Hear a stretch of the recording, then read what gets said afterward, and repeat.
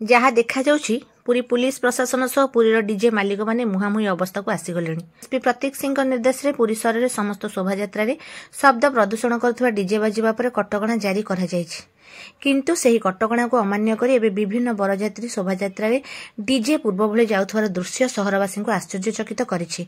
बुधवार दिन पुरी टाउन थाना पक्षर चढ़ाऊ कर 3टी डीजे गाड़ी को जबत करा जायथिला। तेबे से बुधवार राति कुंभारपड़ा थाना अंचल झाड़ेश्वरी क्लब रास्तार जाउथवा बरजात्री शोभायात्रा डीजे गाड़ी जाइथिला। आहुरी आश्चर्यकर कथा जे बुधवार दिन 3टी डीजे गाड़ी जबत करथिबा टाउन थाना अंचल दोलमंडप साई रास्ता दे बरजात्री शोभायात्रा गोटे डीजे गाड़ी गुरुवार अपराह्न प्राय 3टा समय अत्यधिक शब्द प्रदूषण सृष्टि करि जाइथिला। एहाकु देखिबा परे पुरी पुलिस काहेकि डीजे गाड़ी को संपूर्ण बंद करि पार नाही से संपर्क में साधारण रे विभिन्न प्रकार चर्चा आरंभ हो जाइथिबा परिलक्षित हेउछि।